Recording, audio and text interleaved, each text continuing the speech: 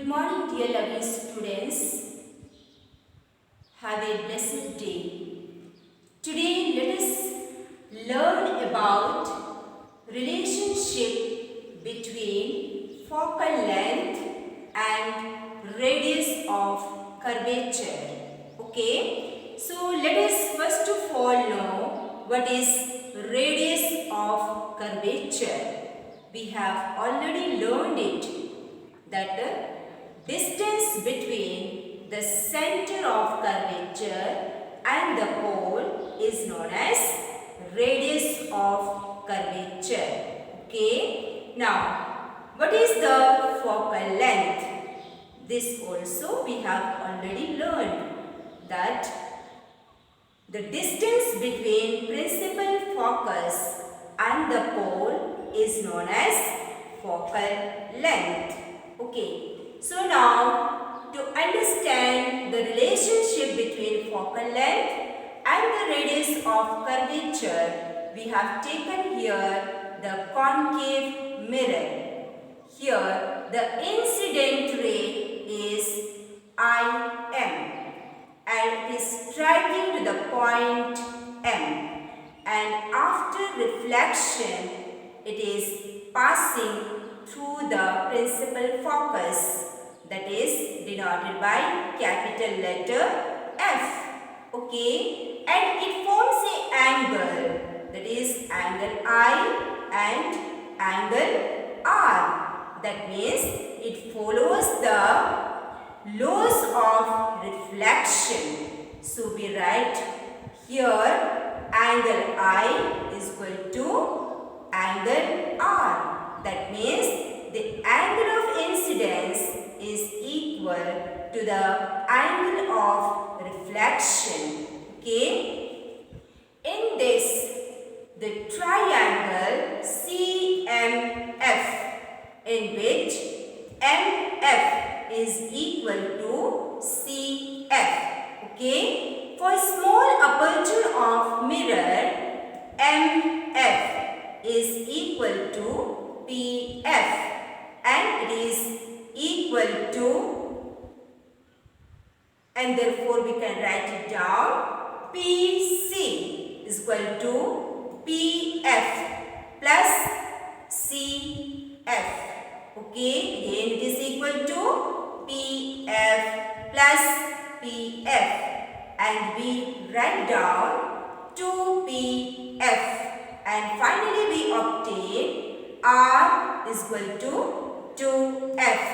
So what is this R here? It is the radius of curvature.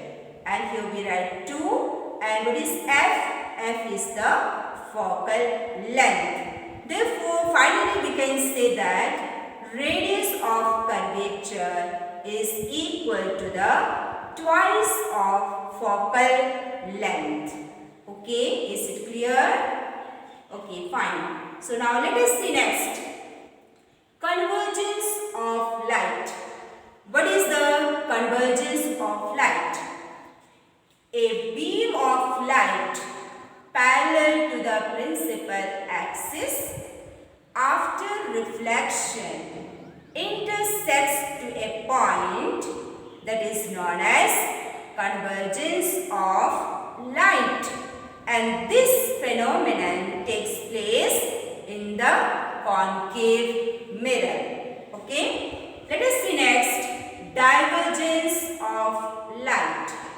So a beam of light parallel to the principal axis after reflection appears to come from a point on the principal axis is known as divergence of light, and this phenomenon occurs in convex mirror.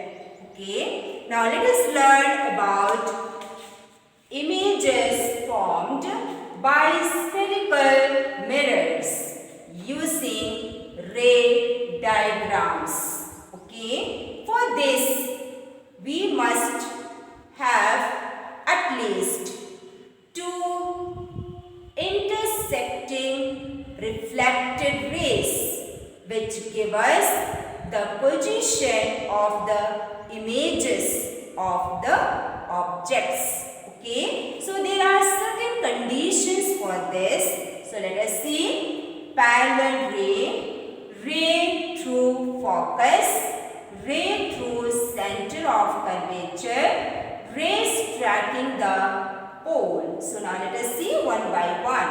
What happens when parallel ray to the principal axis, after the reflection, it passes through the principal focus in the case of concave mirror. Okay. In the case of convex mirror, a beam of light parallel to the principal axis, after reflection, it appears to come from a principal focus, or we can say it diverges from the principal focus.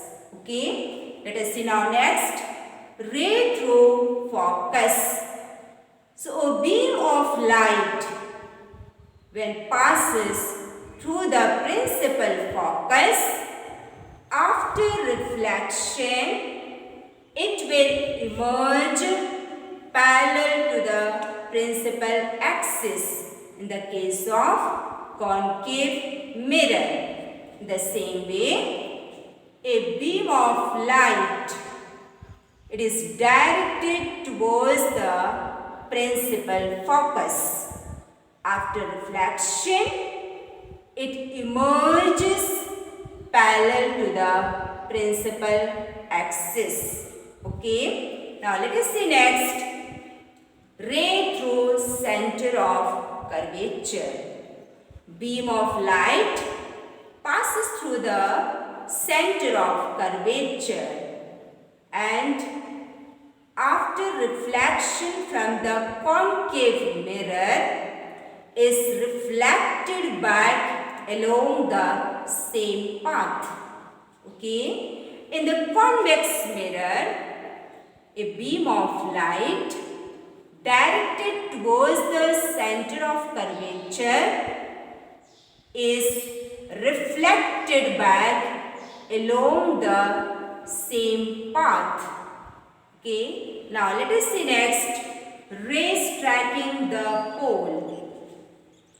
A beam of light or incidence obliquely to the principal axis towards the point P in the case of concave mirror and in the case of convex mirror, and is reflected obliquely, and it forms angle I and angle R. Okay, that means the angle of incidence I is equal to the angle of reflection R. That means it follows the laws of reflection. So dear students, in all these cases we see it follows the laws of reflection.